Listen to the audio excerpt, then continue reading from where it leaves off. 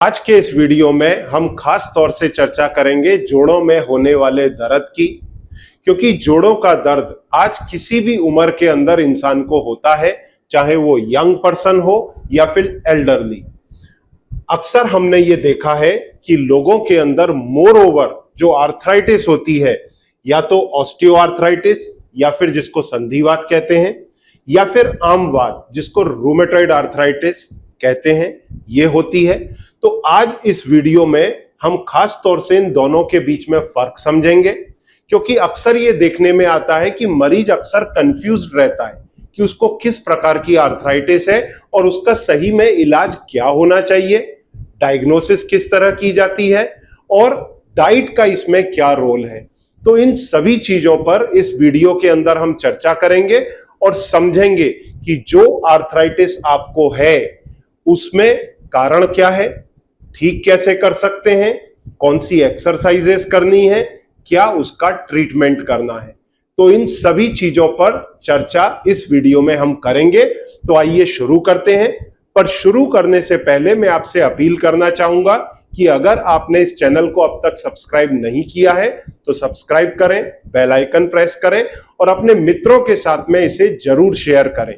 तो आइए समझते हैं कि ऑस्टियोआर्थराइटिस या संधिवात और रूमेटॉइड आर्थराइटिस या आमवात में फर्क क्या है।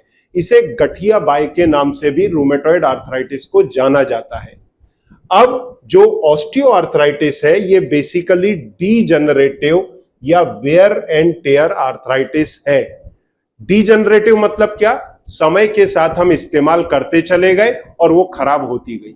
जैसे हमने घर बनाया, 10 साल 20 साल के अंदर उसका प्लास्टर खराब हो गया, 10 साल में पेंट खराब हो गया। उसी तरह हम जोड़ों को लंबे समय तक इस्तेमाल करते हैं तो उनमें खराबी आती है, वेयर एंड टेयर होती है। या फिर ये wear and tear young age पे भी हो सकती है। स्पोर्ट्स एक्टिविटी के लिए, डिफेंस में खड़े रहने के जॉब के लिए अगर आप लंबे समय तक किसी जोड़ का इस्तेमाल करते हैं तो ये कम उम्र पे भी देखने में आ सकता है। खास तौर से वेट बेयरिंग जॉइंट्स के अंदर होता है, जिसे बोलते हैं संधिवात। वहीं रूमेटॉइड आर्थराइटिस ये एक ऑटो इम्यून बीमारी है। आपका डिफेंस सिस्टम आपके ही अगेंस्ट काम कर रहा है, आपके जॉइंट्स के अंदर भारी इन्फ्लामेशन, सूजन आ रही है, तो उसे हम कहेंगे इन्फ्लामेटरी आर्थराइटिस।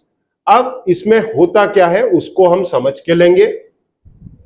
संधिवात के अंदर डीजनरेटिव है, जैसा मैंने आपको बताया, वेयर एंड टेयर आर्थराइटिस है।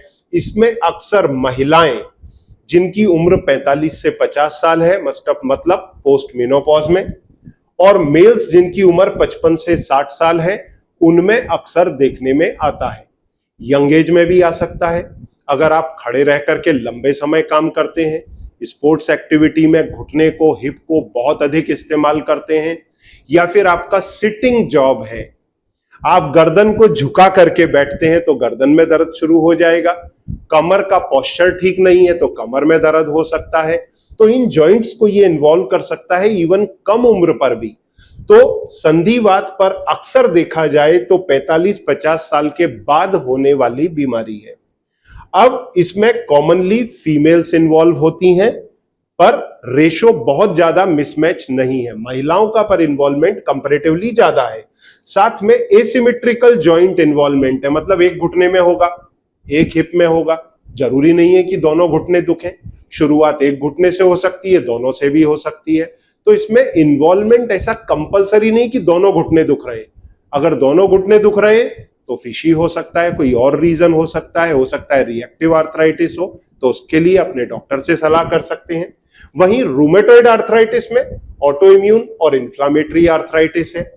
ये बच्चों में भी हो सकता है। छोटे बच्चे 15 साल, 10 साल, इवन 7 साल के बच्चे के अंदर भी इस प्रकार का जॉइंट पेन आ सकता है। और एडल्ट्स में अक्सर 30 से 45 साल की उम्र में ये देखने में आता है। महिलाएं 3:1 के रेशो में ज्यादा अफेक्टेड होती हैं और सिमेट्रिकल जॉइंट इन्वॉल्वमेंट है, मतलब दोनों हाथों में दर्द है, हाथों के जोड़ों में दर्द है, दोनों रिस्ट में दर्द है, दोनों पैरों के टोज में, स्मॉल जॉइंट्स में दर्द है, दोनों घुटनों में, दोनों हिप में दर्द है। इस प्रकार का सिमेट्रिकल पिक्चर इसके अंदर देखने को आता है। अब इसके बाद में इसमें दरअसल जॉइंट्स कौन से अफेक्ट होते हैं?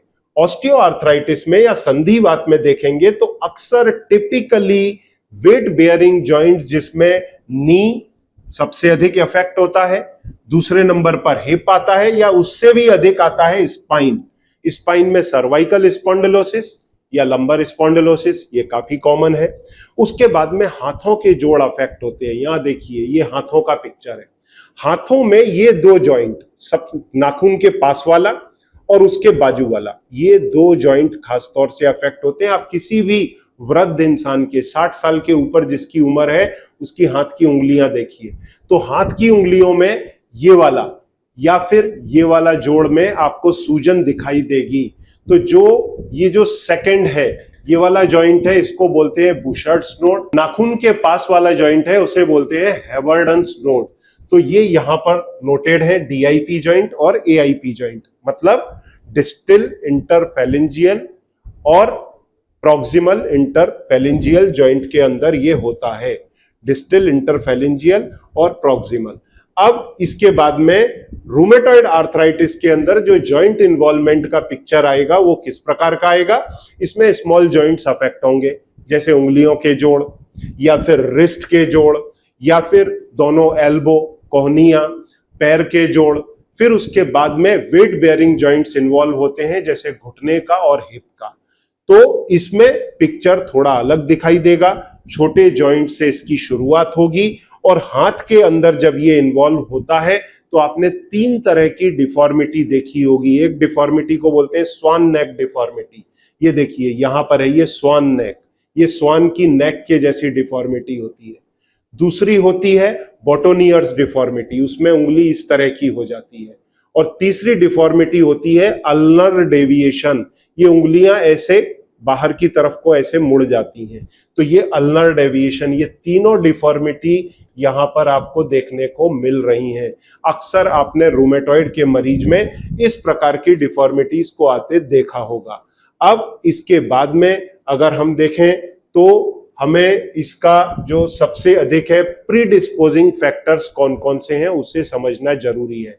मतलब वो कौन से फैक्टर हैं जिनके कारण ये हो सकता है या वो उसको एग्रीवेट करते हैं। तो ऑस्टियोआर्थराइटिस में सबसे इंपॉर्टेंट है आपकी एज। अगर आपकी एज 45-50 साल है, वजन ज्यादा है तो 40 पर भी शुरू हो सकता है। वजन कम है तो पॉसिबल है 55 पर चालू हो महिलाओं में, पुरुषों में 60-65 पर हो, पर अगर वजन ज्यादा है तो 50 पर भी हो सकता है। तो पहला आपका एज। दूसरा जेनेटिक्स। कई लोगों में मैंने 70 साल तक बढ़िया दौड़ते भागते देखा है, उन्हें कोई प्रॉब्लम नहीं होती, तो जेनेटिक्स भी रोल अदा करता है। फिर तीसरा है सेक्स। फीमेल के अंदर ये ज्यादा होता है और पोस्ट मेनोपॉज के अंदर ये काफी देखने में आता है शुरुआत। और फिर जिनका वजन ज्यादा है, जिनके घुटने में कोई यंग एज में ही इंजरी हो गई, जैसे मेनिस्कस इंजरी हुआ, तो धीरे धीरे वो आर्थराइटिस में कन्वर्ट हो जाएगा। फिर उसके बाद में ओवर यूज किया, लंबे समय तक खड़े रहते हैं आप, जैसे डिफेंस में है या फिर पुलिस में है या फिर मॉल में जॉब करते हैं, तो उन लोगों को होने का चांस ज्यादा है। और फिर ये सेकेंडरी टू इन्फ्लामेटरी आर्थराइटिस, मतलब रूमेटॉइड आर्थराइटिस पहले हुआ और ये जल्दी से हो गया। ऐसे में घुटने के जोड़ों का खराब होना रूमेटॉइड के अंदर 30-35 साल की उम्र पे भी देखा जाता है। तो डॉक्टर क्या बोलते हैं, रूमेटॉइड आर्थराइटिस थी, उसके साथ में सेकेंडरी आपको नी की ऑस्टियोआर्थराइटिस हो गई कम उम्र पे। तो ऐसा पिक्चर भी देखने को आता है। फिर रूमेटॉइड आर्थराइटिस में इसमें प्रीडिस्पोजिंग फैक्टर क्या है? क्योंकि अक्सर मरीज मुझसे पूछता है, सर मुझे रूमेटॉइड हुआ, इसका कारण क्या है? इसका कारण एज सच डॉक्टर्स को पता ही नहीं है। सब लोग अपने कयास लगा रहे हैं, हाइपोथेसिस है। जैसे अगर कोई प्रीडिस्पोज्ड है किस चीज के लिए, जेनेटिकली, जैसे कुछ जीन्स होते हैं, उसका जिक्र करना वैसे ठीक नहीं है, पर HLA, DR1, DR4 इस तरह के जीन्स जिन लोगों में पाए जाते हैं वो प्रीडिस्पोज्ड है, उनमें रूमेटॉइड होने के चांसेस ज्यादा होते हैं। अब ये है ऑटो इम्यून डिसीज, और इसको प्रेसिपिटेट कैसे होता है? जैसे आज कोई वायरल इन्फेक्शन हुआ, उसके बाद में रूमेटॉइड चालू हो गया। जैसे चिकनगुनिया में आपने देखा होगा, कई लोगों को चिकनगुनिया हुआ, उसके बाद में उनके जोड़ों में दर्द रह गया, तो ये प्रीडिस्पोजिंग फैक्टर हो गया। कई लोगों को प्रेगनेंसी के बाद देखने में आता है, महिलाएं बोलती हैं मेरे बच्चा हुआ उसके बाद में मेरे जोड़ों में भारी दर्द रह गया, जोड़ मेरे कमजोर हो गए, मैंने ठीक से खाया पिया नहीं था, तो वो उन चीज पे शक करते हैं, पर होता है रूमेटॉइड आर्थराइटिस। फिर उसके बाद में कोई इंफेक्शन, जैसा मैंने आपको पहले ही बताया उसके बारे में, तो इन सब कारणों से होता है। और अब ये नई जो दूसरी थ्योरी आ रही है वो आ रही है डाइट की, और इस डाइट की थ्योरी के अंदर होता क्या है, आपके पेट के अंदर जो म्यूकोजा है, जो आपकी गट है, उसकी इनर लाइनिंग जब खराब हो जाती है, जब लीकी गट हो जाता है, तो कई अनडाइजेस्टेड फूड या अनडाइजेस्टेड प्रोटीन आपके ब्लड में चले जाते हैं, जो आपके इम्यून रेस्पॉन्स के कारण कुछ एंटीबॉडीज वहां से बनती हैं, और ये एंटीबॉडीज आपके जोड़ों में जाकर के जोड़ों को डैमेज कर देती हैं। इसलिए अक्सर ये देखा जाता है कि भोजन का आपकी रूमेटॉइड आर्थराइटिस से लंबा संबंध होता है। आप दही का सेवन करिए, देखिए दर्द बढ़ जाएगा। आप रेड मीट लीजिए, देखिए आपका दर्द बढ़ जाएगा। आप आलमंड छिलके के साथ खा लीजिए, टमाटर खाइए, देखिए आपको दर्द बढ़ा हुआ महसूस होगा।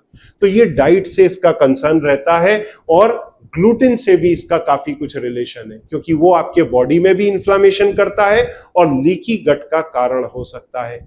तो इस प्रकार के अनडाइजेस्टेड प्रोटीन पेट से निकलकर अगर चले जाएं ब्लड सर्कुलेशन में, तो आपके इम्यून रेस्पॉन्स को ट्रिगर कर देते हैं, और वहां बनते हैं फिर एंटीबॉडी, जिन्हें बोलते हैं आरए एंटीसीसीपी। ये आपके जोड़ों को डैमेज कर सकते हैं।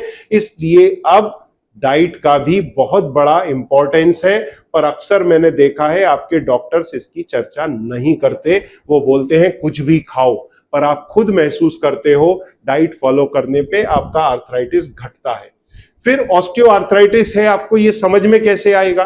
तो साइन एंड सिम्टम क्या है? आपको जोड़ों में दर्द शुरू होता है, जैसे एक घुटने में दर्द हो गया, कुछ देर चलने के बाद दर्द ठीक हो गया। फिर मॉर्निंग में जब आप उठे तो आपके जोड़ स्टिफ थे, कुछ समय चलने के बाद में आधे घंटे के अंदर वो ठीक हो गया।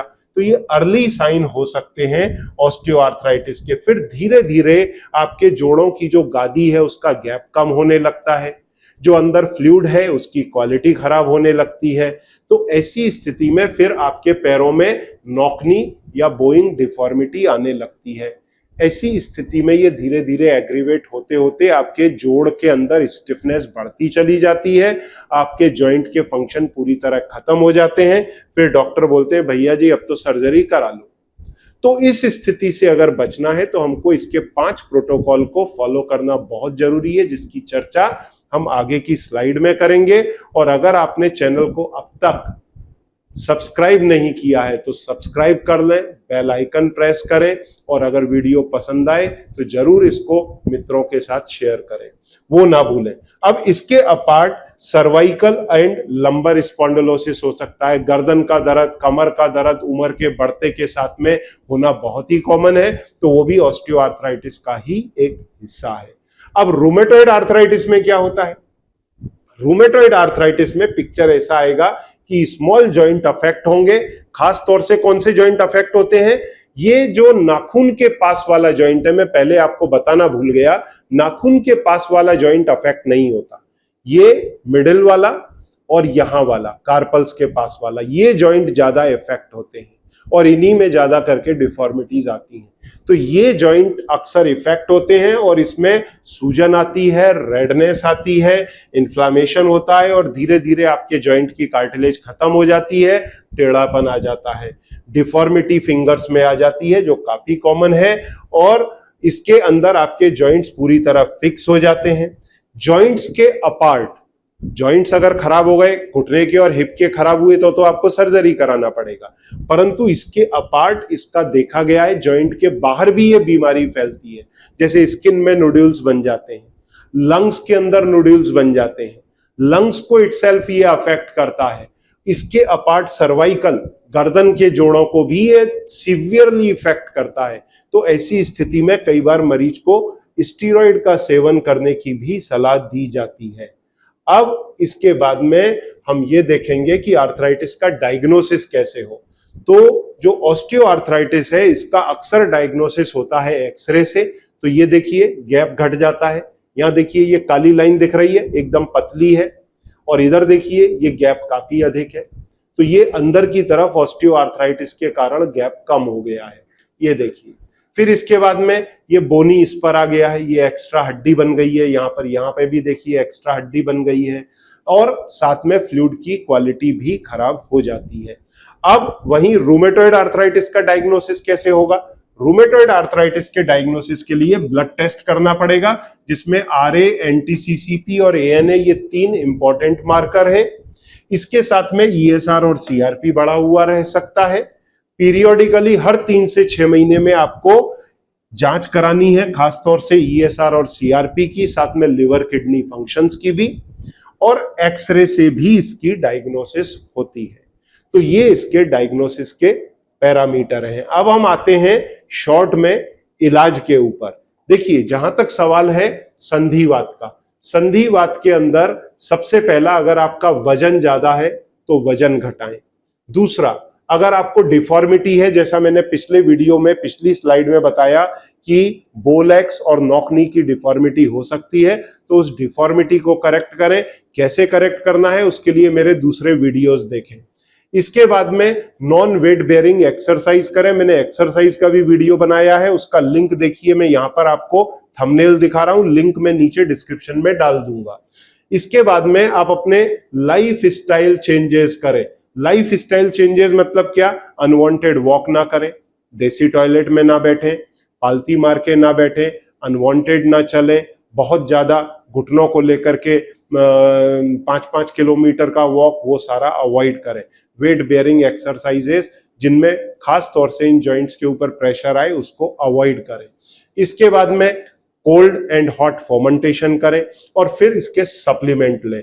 और इस कॉन्टेक्स्ट में मैं अक्सर आपको जॉइंट फ्रेश, जो central drug research institute of India Lucknow का प्रोडक्ट है, जो उनका प्रोडक्ट है, उनका बेबी है, जिसके बारे में मैं बताता हूं कि एक कार्टिलेज को, जो गादी आपकी घस गई है, उसको रिपेयर और रीजनरेट होने में मदद करता है। ये सीडीआरआई का प्रोडक्ट है, और आप सीडीआरआई की साइट पे जाके इसको वेरीफाई भी कर सकते हैं।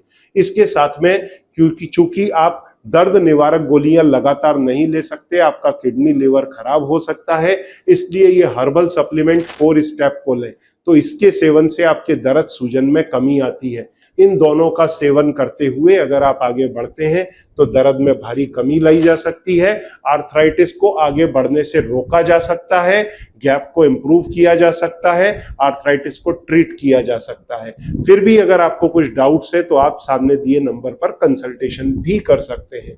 इसके बाद में रूमेटॉइड आर्थराइटिस में आपको मैं अक्सर बताता हूं 5 प्रोटोकॉल फॉलो करना है। पहला, इसका डाइटरी प्रोटोकॉल। इसकी जो इन्फ्लामेटरी और ऑटो इम्यून डाइट है, auto immune anti inflammatory diet, इसके स्पेशल सेशंस होते हैं, उसमें आपको सिखाया जाता है और आपको ये बताया जाता है कि उन डाइट को आइडेंटिफाई करो जिससे आपका दर्द सूजन बढ़ रहा है। अगर वो डाइट को आइडेंटिफाई करके जो जो चीजें आपका दर्द सूजन बढ़ा रही हैं, उनको अगर आप डाइट से बाहर कर देते हैं तो नेचुरल रिकवरी की जा सकती है। फिर योगा एक्सरसाइज करना जरूरी है, इसके साथ में कुछ सप्लीमेंट, जैसा मैंने अभी इधर जिक्र किया। फिर अगर जरूरत पड़े तो कुछ एलोपैथिक दवाइयों का सपोर्ट लिया जा सकता है। और आखिरी में जो आपके ब्लड टेस्ट हैं वो पीरियोडिकली होना जरूरी है। तो आज हमने इस वीडियो के अंदर देखा कि ऑस्टियोआर्थराइटिस, रूमेटॉइड आर्थराइटिस को डिफरेंशिएट कैसे करें, उसका डायग्नोसिस कैसे करें, कौन से जोड़ इन्वॉल्व होते हैं, क्या क्या प्रिकॉशन लेना है, ट्रीटमेंट क्या है, कौन सी सप्लीमेंट्स लिए जा सकते हैं, इन सब की चर्चा की। फिर भी अगर आपके कुछ आर्थराइटिस को लेकर के सवाल है, आप उनका आंसर चाहते हैं, तो सामने दिए नंबर पर संपर्क कर सकते हैं। Thank you very much.